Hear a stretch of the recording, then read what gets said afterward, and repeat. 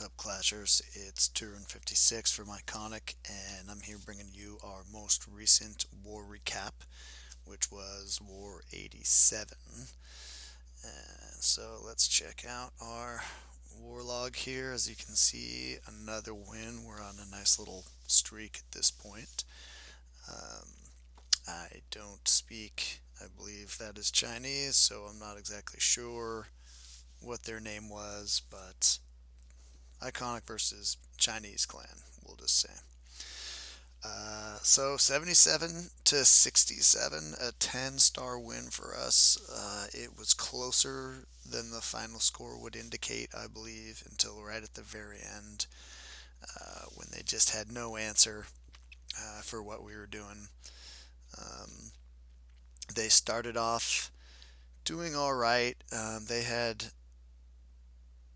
built up a respectable lead on us. They had a lot of 3 stars on our lower bases early on.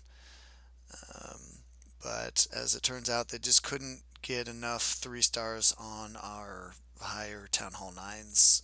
We got a lot more 3 stars on their 9s. They had some tough bases, and we, especially early on, really struggled this war. It's such a stark contrast to our most recent war. Um, from right before this, where we were just on fire right out of the gates. This time we struggled right out of the gates. But we can win different ways. We can win up front. We can finish strong. And this time we finished strong.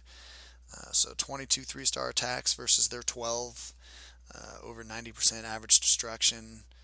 Um, nice little stats there. Let's kind of scroll through here, show you what the members of our clan did. Um, yeah, this one almost, it felt like it was getting away from us early on, but we came up and got some clutch 3 stars late, closed it out, and as you can see, they only used 50 of their 60 attacks. I think towards the end they knew they just didn't have enough attacks left. As you can see, the attacks they do have left almost all down at the bottom there, Town Hall 8s, and their Town Hall 8s weren't, as you can see, really able to put much together versus us. They had one Town Hall 8 who could get a 3-star, and that was it. So great win for iKonik, keeping the streak alive. Nice job, guys. That puts us at 72, 12, and 3, I believe. All right, so let's go ahead and check some of the replays here. The first replay I want to watch is by Eh Guren here. Town Hall 8 puts together such a nice little go wipe with hogs on the back end. This is about as technically precise um, as you are going to see an attack like this. Starts off looking for big bombs, just doing a little test. This guy left an opening in his base over there. Don't do that. That's just a horrible idea. It may work during farming, but in war, it's just the worst idea ever. Pretty straightforward clan castle lure and kill. He makes sure to get archers and barbs down first before the witches, so the witches have time to spawn those skellies. And then watch when he launches his golems and his wall breakers here. The spacing is perfect on the golems, and he brings 11 wall breakers, and every single one finds a home. He breaks open all of these compartments perfectly. It's important to get your wall breakers in there. Make sure they're going to go where you want them to go. Don't let them be targeted by splash damage. Look, every single compartment is open that he wanted to open with those wall breakers. Did a great job. That really allowed this attack to flow smoothly from the beginning. Here you see him bringing in his hogs from the east. He lost a little bit of momentum on the right side of his attack there. Launched the hogs at a great time. And he still has all 3 of his heal spells to cover those hogs. The kill squad and the golems have done their job. They've pushed in, taken care of the bottom half of that base, and now it's the hogs' job to come in and take care of the top half with DPS support from what's left from the kill squad, which is most of it still. As you can see, he's still got his king, he's still got a couple golemites, a witch, half a dozen whiz. Just a really great technical attack there by Eh Guren, for the 3-star. I love this attack. So, make sure the thing I really want to emphasize on this attack was the great spacing between the golems. You don't want them too close to each other so that they're not giving enough of a shield to DPS. The DPS troops were all behind those golems. They're all being protected. And the deployment of the wall breakers was perfect. You've got to make sure that they're not going to be targeted and get taken out by stray mortar fire, wizard tower fire, and that all the point defenses like the archer towers and the cannons are distracted by golems, and he did a wonderful job of that. So really nice job by Guren there. Next attack I'm going to show you is a little further up here on the map. It's their base 14 by Horsepower, who has come along, man, with this lava attack of his. Starts off with the golem. Golem's job is going to be to protect the DPS while they're going in there. He wants to strategically take out that one AD and the Archer Queen. So he does a nice job here. He loses a couple whiz to the AQ because the golem strayed a little bit up, but no big deal. He still has the AQ take out the AD. And now he's going to start the air portion of this attack now that that air defense is down.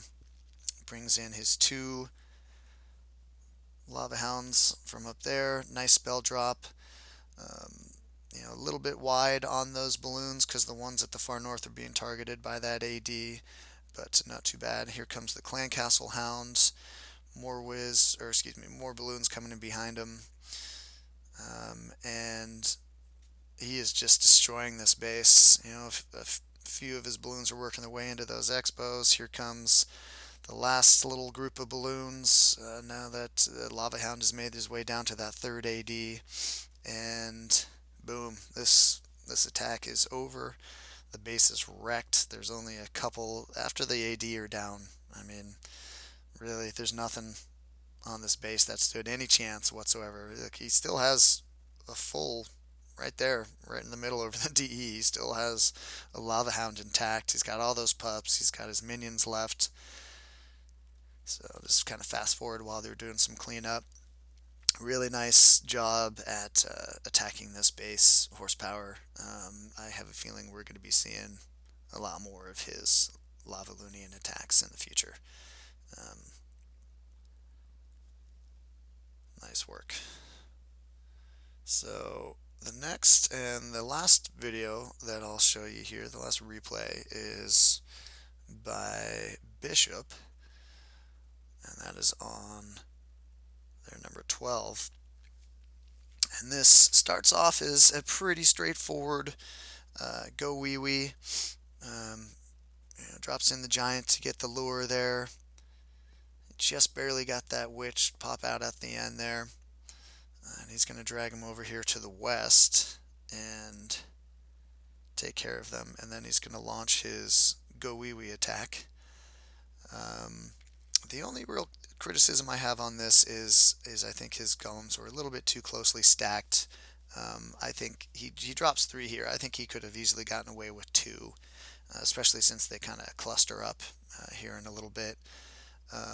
But his wall breakers get in there. They do a good job of busting up that joint, and a really nice drop there on the jump spell. That's going to free up almost the entire middle portion of the base to all of his troops.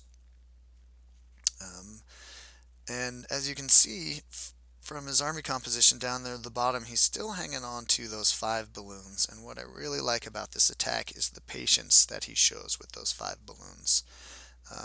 When you're using loons on the back end of a gowiwi or a gowipe, it's a different strategy than using hogs on the back end. Hogs, you want them in a little bit quicker. They're going to be in there taking stuff out a lot sooner as soon as you think you need to get them in there. With those loons, you got to wait for those AD to get down, and he shows great patience here. Bam, there goes that AD. Here come the balloons. And I also like how he doesn't spam them. He sends them in one at a time, like one per defense. And that's really all you need, one or two per defense when you're bringing them on the back end. You got to make everyone count. He still has two in the bag. He's waiting for that top AD to go down. And he's just going to be really patient here. He's got his AQ in the area. He knows it's coming. He's still got plenty of DPS with that P.E.K.K.A. and the Witch and a few Wiz over there. But here it is. Those two come down. He's anticipating. He knows that AQ is going to hit that AD next. So he drops them from a little farther out, and boom, right there, right as those loons are about to enter into range of that AD, the AQ takes it down, and it's just clean up from here. Balloons aren't great on cleanup once the defenses are down because they move so slow. So it's unlike hogs, where hogs are great for cleanup or anything else, whether it's defenses or just garbage buildings. But the loons, they move so slow. You got to make sure that they are being used effectively, and they can take out all those defenses. So really nice job there by Bishop. So that's it for the attacks that I wanted to show this war. We had a lot of 3-star attacks. We had 22 3-star attacks. But those were the three that kind of stood out to me for either technical reasons or just overwhelming power. Great job, guys. Keep it up. iKonik is on a heck of a roll. We got our next matchup is coming already, another Chinese clan, and they're looking pretty tough. So hopefully in 2 days I will be coming at you with another war recap talking about our victory. Until then, remember, there is no such thing as overkill when it comes to war. See ya, Clashers.